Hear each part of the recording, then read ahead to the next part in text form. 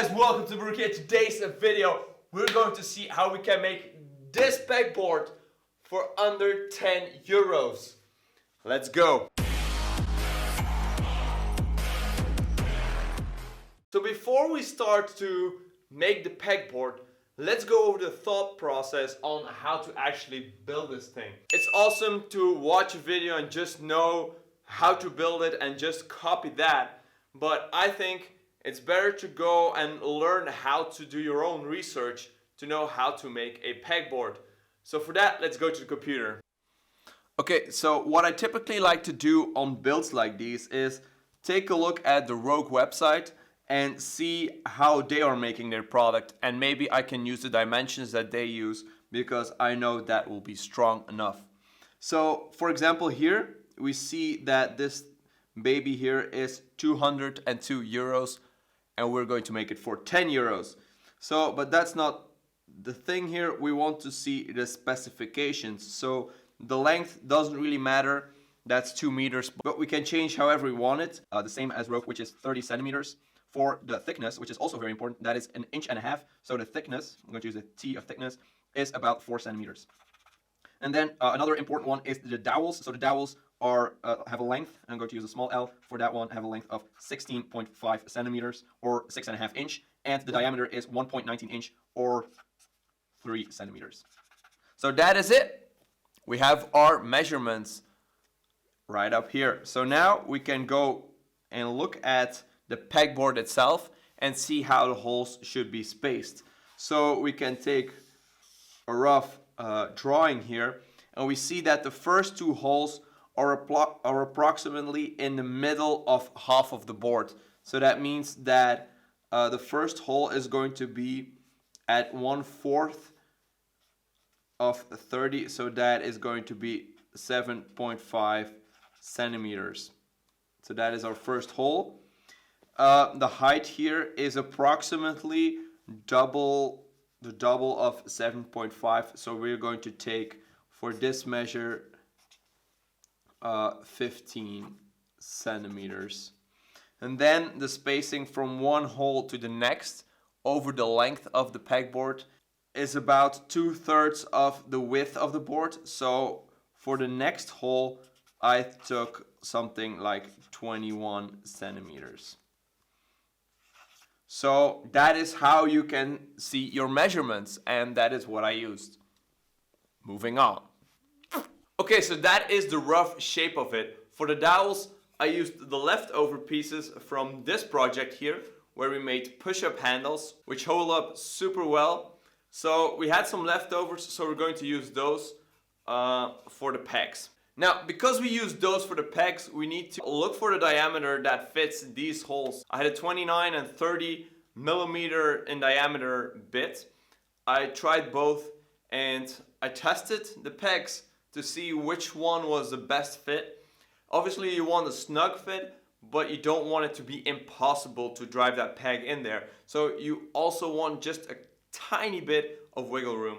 So for this particular one, I took 30 millimeters in diameter. Now onto the building. So on the Rogue website, they use plywood for their pegboards. Now I'm going to use just a regular piece of thick lumber, and that is going to be plenty strong. Now I didn't find a board that was 30 centimeters in width, but what I did find was one that is 15 centimeters in width.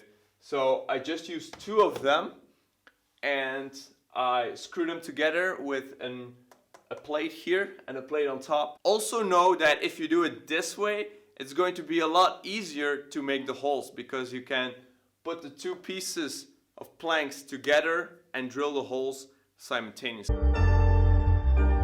Take our big piece of timber, we cut it in half, and I ended up with something that has about 7 holes, and I think that's plenty. If you're having your home gym, you can go 7 up, 7 down.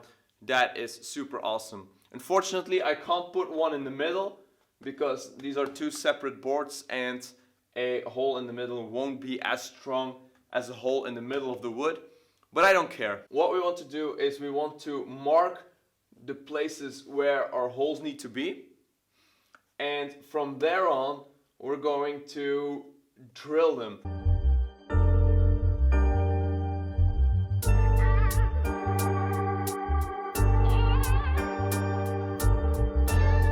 So I use a drill bit that looks something like this.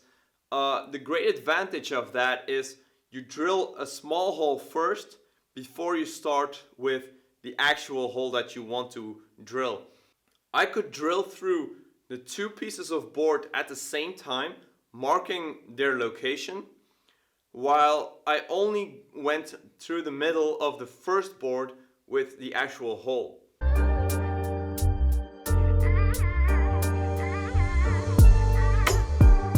And then for the first board, I can flip it around and drill from the other side to have a smooth hole. So that way you don't risk blowout when you have your board. So blowout is really just like splinters or pieces of wood that go across.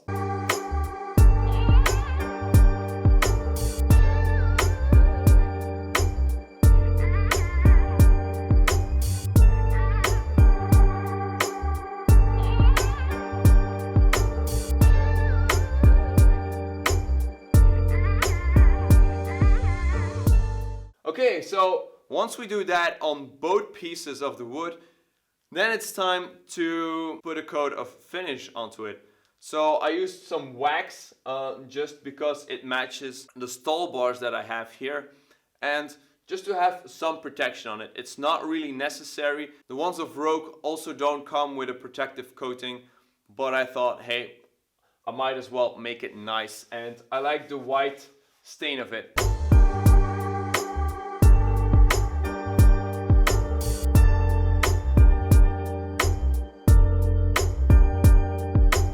So to put the two boards together, I used two metal brackets on either side. So here on the bottom side and one on the top side. And it's just a metal plate with two screws.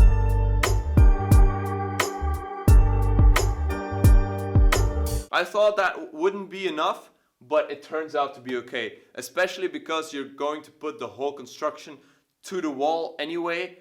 So that is going to hold it together as well. For the back side of the board, I used some cardboard board that I had laying around. You can use a thin sheet of plywood as well, or some thin sheet of MDF, whatever you have laying around. Or if you don't have anything laying around, I think that would be fine as well. I traced around the whole pegboard, so I have a rough size. I made it 1 centimeter short on either side, so it would fit the pegboard without coming out of the sides. Yeah, that makes it super clean, and it also gives a satisfying sound if you put the pegs in. Like, otherwise it would be like this on brick, and now it's like very satisfying.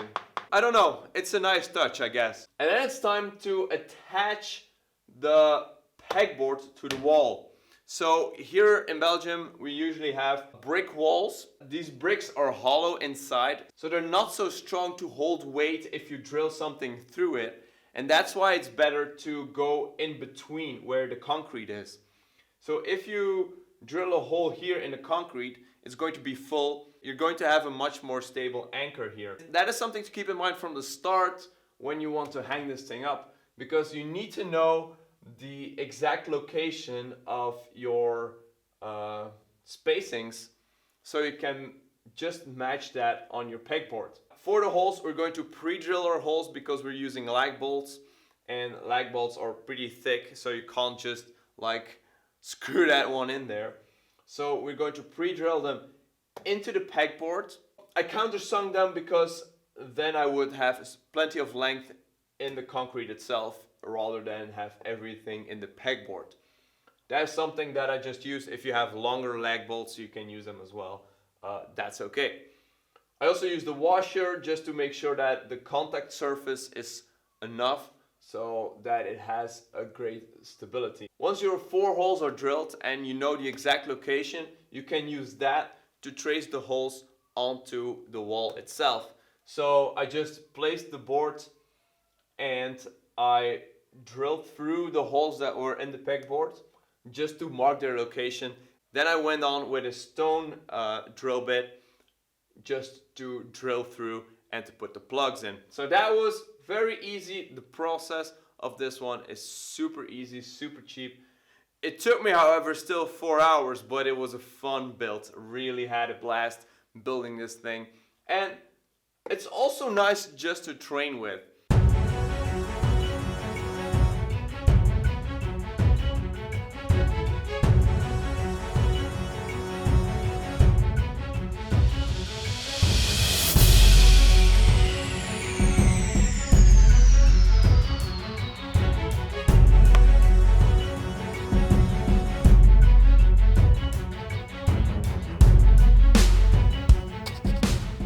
Why would I need a pegboard when I have a pull-up bar, when I have stall bars, when I have pull-up rack, where I have different angles? Well, it's just to broaden your exercise selection. If you want to get good at the pull-up, you should do pull-up like exercises. And in order to hit the muscle from different angles, a pegboard is a nice addition, because you're not only pulling yourself up straightly, you're also pulling yourself up in altered heights. So you're putting, that's going to give you a little different stimulus, and that's going to be beneficial to get stronger. So that is basically the whole idea of why I made this pegboard. So I thank you so much for watching this video. I hope you liked something. I hope you liked this video. I hope you got something out of it. And if you do, please let me know in the comments down below. Don't forget to hit like. Don't forget to subscribe if you haven't already. And I think I'll be seeing you all in that next video. Peace!